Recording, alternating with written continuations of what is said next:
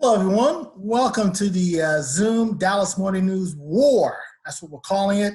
And I'm surrounded by a cast of thousands. Michael Gehlken, David Moore, and the great Chuck Carlton. I'm the great Calvin Watkins. And we're going to do this mock Cowboys draft today, a couple of days before the draft. Hi, guys. What's going on? Everybody okay? I take exception with several of your introductions, but go ahead. Well, the reason why we got Michael and David is because they cover the Cowboys and know all about their needs and whatnot. But we also have Carlton, who is our college football writer extraordinaire, and he's seen a lot of the players who might get drafted in the first couple of rounds of the draft. And we'll start with Chuck, who's seen quite a few talented Big 12 and SEC players. And Chuck, tell me about some of the best players that you've seen this year who might get drafted on Thursday night. I think an intriguing name to watch out for is Justin Madubuike from McKinney and from Texas A&M. Came out a year early. A defensive tackle, but a defensive tackle who brings pass rush like through a true three technique guy. Yes, there are, comparisons out there to Randall and that sort of thing, which I think you might want to tap the brakes on a little bit. But he is a guy that I think when you're looking like 21 through 32, and even if the Cowboys at 17 move down, he's the sort of guy that I think could intrigue a lot of people. Very solid family. No knocks against him from that sort of thing, and plays with an explosiveness you normally don't see at a defensive tackle spot. So he's kind of right now the best fit there. I think it's also interesting to see what happens with Jalen Hurts because he's a tremendous athlete. You've got the Lamar Jackson comparisons. I don't buy into that. He's not the thrower that Lamar Jackson is. I don't think he'll ever be that, but he's a heck of an athlete. It's very interesting. And then, as you've written about, Calvin, just the receiving class, the local receiving class this year, I think you're going to have at least a handful of guys who have long and very solid NFL careers, maybe more so out of this group. When you're looking at a Denzel Mims, when you're looking at a Devin Duvernay out of Texas, who I think in the slot with his athletic skills is going to, turn a lot of heads. C.J. Lamb is just an amazing game breaker. Whether that translates, I've learned one thing with receivers is that you're just awed by guys, especially in the Big 12 because of the offenses, and sometimes it's a hard adjustment. Look at some of the Baylor guys who just simply didn't make the adjustment there. Josh Dotson at TCU is still trying to find his way. People like that. But I think that really intriguing receiver class. And you guys know more than I do, but just from what I've heard, it's also a hard to predict draft, which could make it very interesting simply because of, all the things in place because of the coronavirus. Definitely. Now, the Cowboys have some needs. And let's quickly go over some of these needs. Let's start with Mr. Moore and your thoughts on what the Cowboys need to do. I mean, what kind of holes do they have to fill in this draft? Well, by and large, they're on the defensive side of the ball, and you can make an argument for just about any spot on the defensive side of the ball, certainly from a depth standpoint, but really from a starting standpoint and the need for depth, I think cornerback is their primary need. You look at the roster now, Chidobe Awuzie is really the only guy you can pencil in as a starter. Anthony Brown and Jordan Lewis have starting capabilities, but when they have started or they've been put in that role, they have not particularly held up well. And it's not just about immediate need either. You look at how this roster is constructed right now, the only cornerback who is under contract in 2021 is Anthony Brown. And you need so many corners to be competitive in this league today. One, I don't see how the Cowboys can come out of this draft without selecting a starting corner. And really for that to be viable, I think it has to come in the first two rounds. And two, I think they have to take more than one cornerback. I think they need to take a bare minimum of two cornerbacks throughout this draft in order to address the position, unless they intend to go back in free agency after this draft and take a patchwork approach to upgrade their depth. I just think that's imperative, and that's not even addressing their needs in the defensive line and safety, which I'll let you guys do. Yeah, Michael, what do you think about that? I mean, go for a corner safety at 17? Do you try to mess with the D-line? I mean, what are some of the needs there with Dallas? Yeah, they clearly need more talent in their back end of the defense. David did a great job of touching upon the situation there. Safety is not totally different in terms of the two safeties who are under contract in 2021, so beyond this season, are the backups, not Woods, not HaHa Clinton Dix, who are the projected starters. It's Donovan Wilson, it's Darian Thompson. So there's no real foundation at either of really anywhere in the secondary. And so some point, day one, day two, at least one draft pick has to go to this Dallas secondary. They just need talent, they need playmakers, and they need to identify either through this draft. Defensive end, in the same breath, Robert Quinn is off to Chicago Bears. He signed that big contract in March. $30 million. I think the Cowboys were wise not to meet that price tag, given the season that he had and how many years before that had been since his last one like it. But they do need to identify some help opposite DeMarcus Lawrence at that right end position. Yes, the Cowboys have signed Aldon Smith. Yes, they have Randy Gregory technically under contract. Neither today is eligible to compete in the 2020 NFL season. Cowboys are optimistic that both will be eligible, but do you really know what you have in Randy Gregory after a year off the NFL and how little we've seen from him in terms of consistently being part of this league? Do you really know what you have in Aldon Smith? It's one thing to look great in Jay Glazer's gym in Los Angeles, and fantastic that he's been sober for several months. He lives in a sober living facility in LA. That's all fantastic, but in the same breath, he's been out of this league for a handful of years. You haven't seen him in quite a while. So do you feel confident enough in those guys where you do not make your right defensive end position a priority in this draft? Well, a lot of holes for Dallas, especially on the defensive side. And with that, we're going to do 2 mock drafts. And Michael's going to take things. I think it's Pro Football Focus does these fantastic mock drafts. I did one this morning. And Michael, let's get to it. Okay, so I set up 2 scenarios for us on what the Cowboys' options could be at number 17 overall. These simulations vary in likelihood, and so let's just go ahead as a matter of exercise, look at what is available to Dallas at number 17 under this one scenario.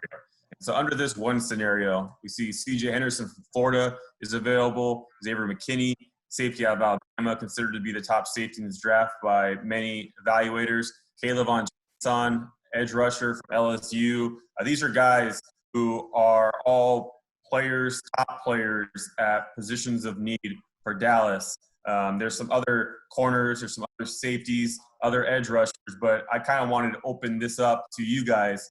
Who do you think, with this group being who is available, who do you guys think should be the pick in your estimation if you are the Dallas with these options?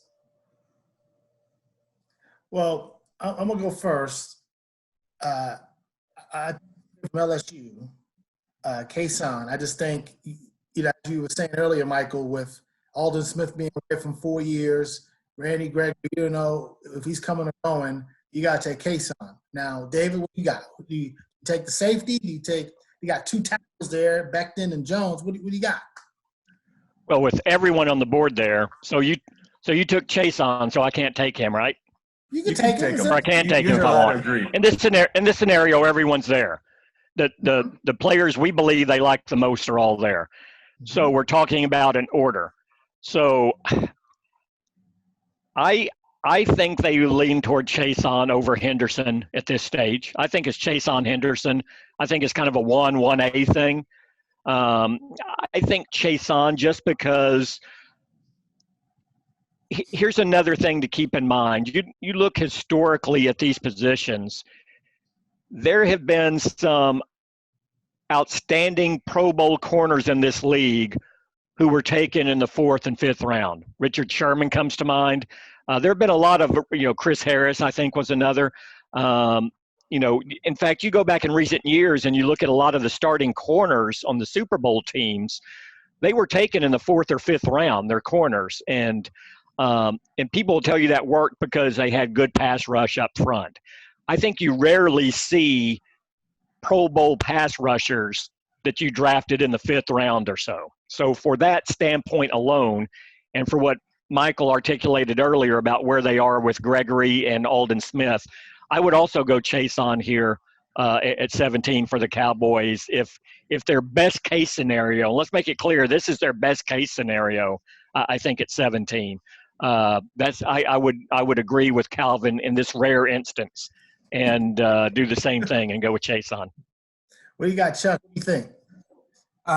Did have a chance to see Chase on a couple times this year. I'm not probably as high as some people are. I think the kind of hype, and he's a great talker. You guys would love him if the Cowboys draft him. I can tell you that much. He was the one talking smack about Sam Ehlinger before the Texas LSU game, and never quite backed off that. But the productivity wasn't there for whatever reason this year, and there were talk of an injury. I think Henderson makes a lot of sense from the cornerback thing. A name to keep an eye on, and he didn't have a great first half of the season because of injuries, but a guy who just shined in 2018, and I think a guy with a ton of upside as, a guy who's going to make some Pro Bowls as a safety is Grant Delpit from LSU.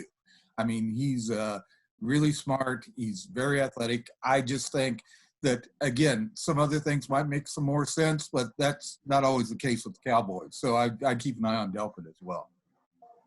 Yeah, Delpit, I think, has some tackling issues, right? That was his biggest problem, I think, right? Yeah. There were, again, rumors of his shoulder injury and that sort of thing. He got just basically dump trucked by Devin Duvernay in that Texas game. That it's not a film that's going to look really good, but then late in the season when they needed him, in the SEC title game and the national championship game against Clemson, he looked like the guy that everybody was expecting. And again, he's got all the tools there. He had a phenomenal 2018. It's just, you see him being that guy who bounces back. And again, I'm just trying to be that guy right now. So I would not be surprised if it comes down, as you guys said, Chasen versus Henderson on this from a need standpoint, if they're both on the board. All right, my pick would be, I would be doing, if I could physically do it, I would do a cartwheel and draft C.J. Henderson, cornerback from Florida.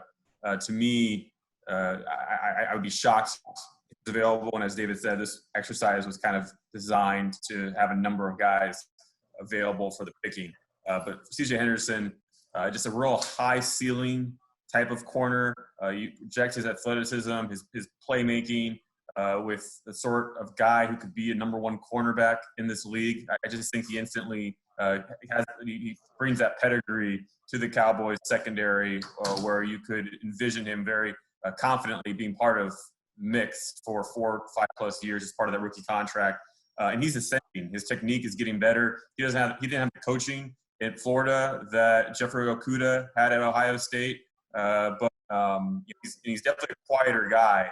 But I think with him and Amari Cooper in practice together, a couple Miami guys, C.J. Henderson, I wrote an article to this effect. C.J. Henderson's uncle was Amari Cooper's high school varsity football coach. And so C.J. heard a lot about Amari, and the idea of those two being on the practice field each day, theoretically when there's practice, being on the practice field and being able to push each other, to me, that would be a home run pick for the Cowboys if he's available. Don't think he would be, but in this scenario, he is, and he would be my pick. Do we all agree out of this grouping that Henderson is the least likely to get to the Cowboys at 17? Yes. Yeah, I can't see him being there. Yeah. Becton's probably gone as well. Even though I think so. Fulton, Yeah. I've seen a lot of mock drafts with Fulton low first-round talent. So it's interesting that he's still there. Patrick Queen, another late first-round guy. Some good talent there, but I agree with you guys. Did you get Chason or Henderson? Definitely. Now, assuming that, and again, I'm not a draft guy. I'll just toss this out there. None of us are, Chuck. None of us are. But if if Henderson is gone, if the Cowboys don't feel great about any of the corners in the first round, who's likely to be around in the second round that might provide value for the Cowboys and still be able to fill that void in the secondary? Well, let's take a look. Yeah. After Henderson, Christian Fulton, Trayvon Diggs. Diggs could be in the second round, but that would be a bit of a surprise at number 51 overall. AJ Terrell, Gladney, Jalen Johnson, Noah. I don't want to destroy that name. I think he's probably gone. After that, you're probably looking at Damon Arnett, Ohio State. I would think that he would stand a good chance to be available. But it's definitely a drop off there. Troy Pride Jr. of Notre Dame, Bryce Hall, Virginia. This is probably the cluster of names that realistically are available to the Cowboys as they enter day 2, or at least when they're on the clock at number 51 overall if they don't trade up. As deep as the wide receiver class is, the cornerback class is pretty good as well, because you got Henderson, you got Fulton.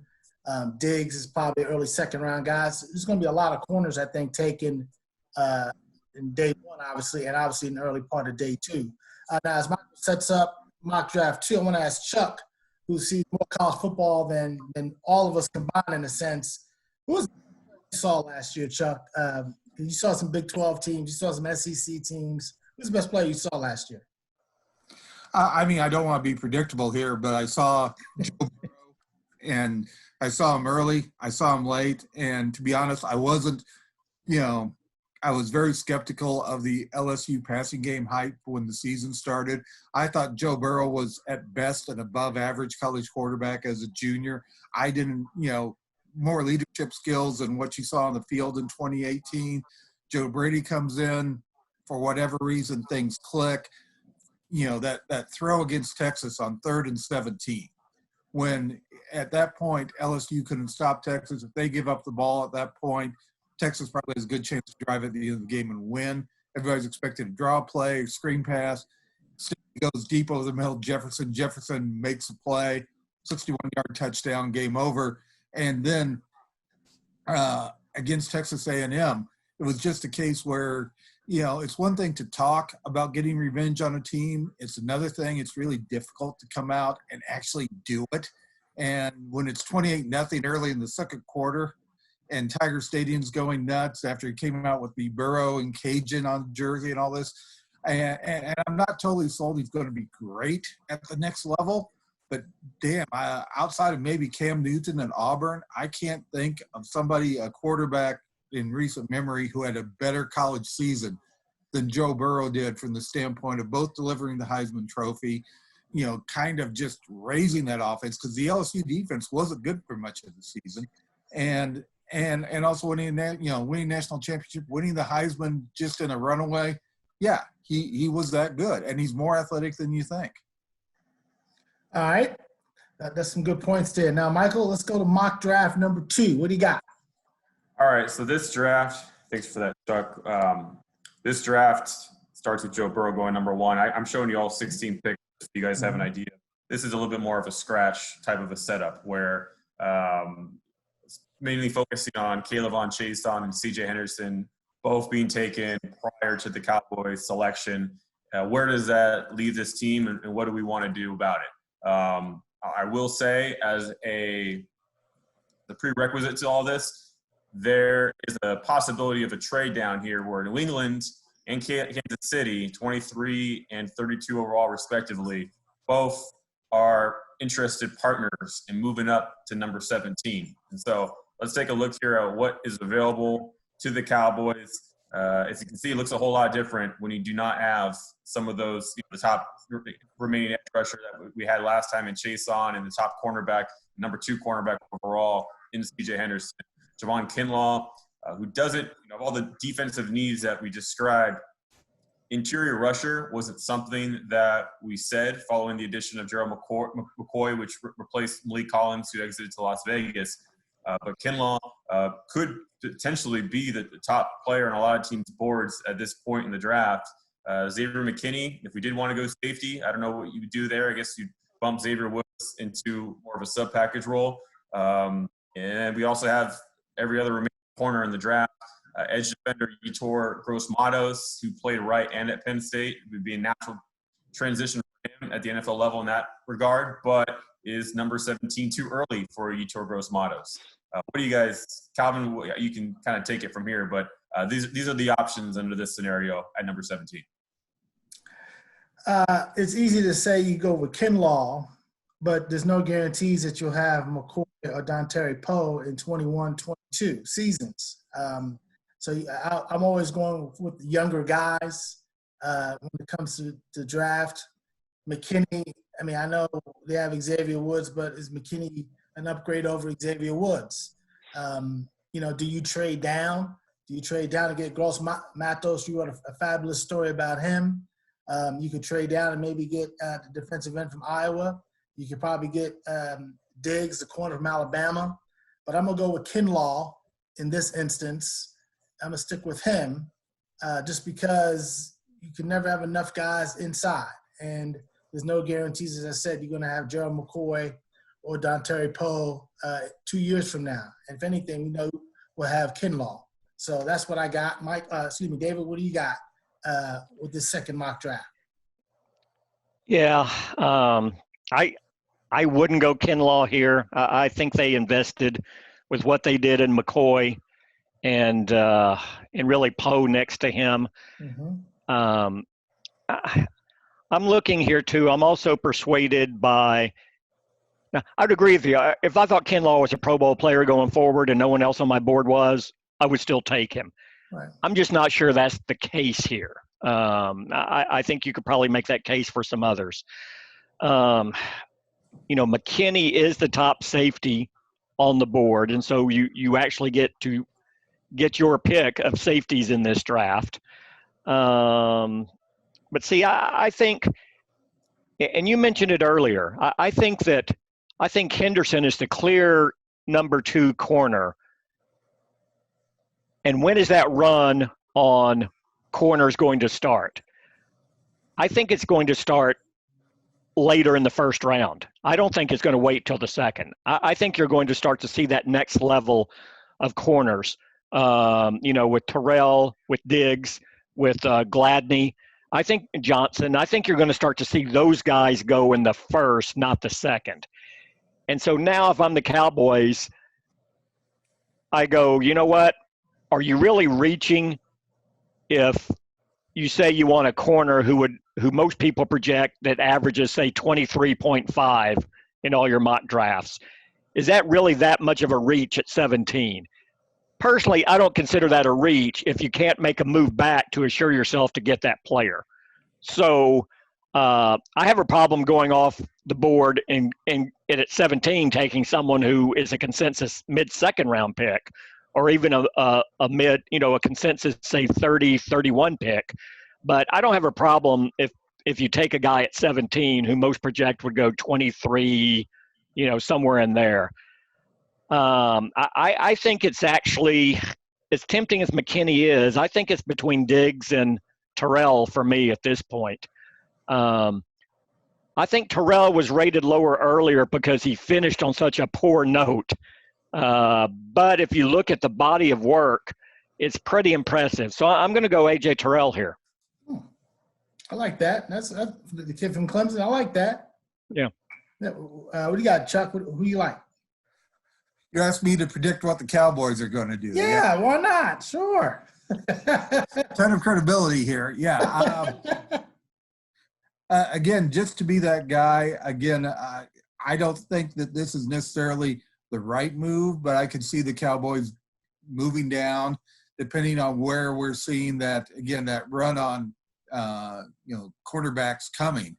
But, yeah, the Cowboys like to move down. They move down. I think a name to keep an eye out for, and, again, much like Delpit, he didn't have a great 2019 season, at least compared to expectations. But when I saw him, he was really solid. I think the Pro Football Focus numbers are really solid, and that's Jeff Gladney from TCU. And taking a defensive player from TCU is usually a pretty good thing at the next level. They're well coached by Gary Patterson. In that secondary, he was going against all these great receivers we're talking about in the draft. He was their guy going against the number 1 receiver from, every team. And like I said, got burned a little bit. I think that's an occupational hazard. But if the Cowboys do move back, I think Gladney is a pick for them. Terrell, yeah, the end of the season was not great, but you got to go body of work and figure that LSU did that to a lot of really good corners. You know, you look at the Alabama game, for crying out loud, where they just torched that Alabama secondary, and look at the number of Alabama guys out there too. So I wouldn't read too much into it unless there's some other things that you find with it. So I'm not giving you an answer, but you did. You said you're going to trade Jeff back. Gladney. Okay. Give me trading back and Jeff Gladney just for that. What you got, Michael? Well, I also, when I see no Chase on and I see no Henderson, I'm really looking to move back. So if the New England Patriots at number 23 are sitting there, they call me and they call before I was on the clock, probably a conversation that happens Tuesday, Wednesday, Thursday afternoon, I would definitely be listening to move back, to add a pick. To me, and I wrote about this in the Dallas Morning News, if you can move back here, you gain some ammunition to potentially move up from number 51. And so if there's a guy that the Cowboys really like, is it a center, Cesar Ruiz out of Michigan? Is it an edge defender? Is it whoever it may be? They could be better positioned to move up from number 51 if they move back here from number 17. And I think there's a lot of incentive with these available options and without a draft board where that screams one name over another to do so. If I had to make a pick here, well, I'm in between Kinlaw, whose medical scares me as a reporter who doesn't have information on medical. He's had hip surgery in the past. I don't know what those reports say, but I think you have to take a hard look at whatever those are and maybe use those reports to help guide you. I would otherwise, if I'm having to pick here, the drop-off at corner from first round to number 51 overall scares me. And so I would go with the corner here, and you really just have to go with the next best cornerback on your board.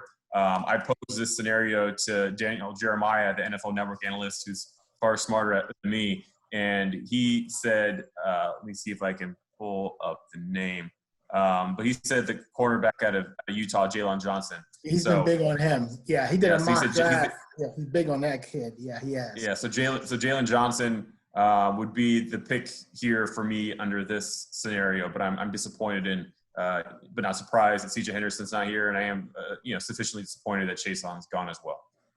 Sorry to disappoint you. That's just what this whole period has been, Calvin. It's just disappointments. I don't know.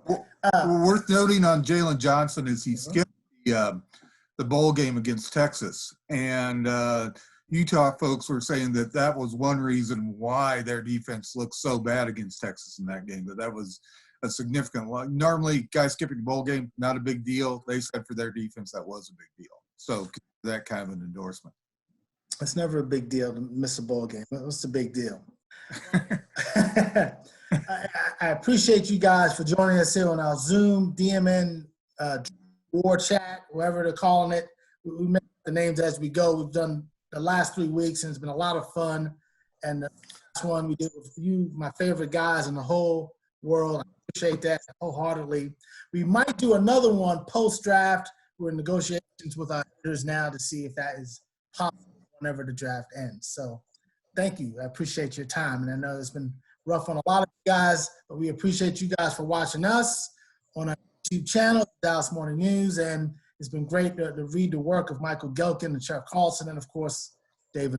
I write once a month or whenever. But anyway, thanks, guys, for your help, and I'll see you down the line. I'll talk to you on the Zoom chat on Thursday night from the draft.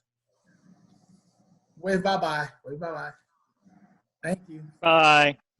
Okay. No.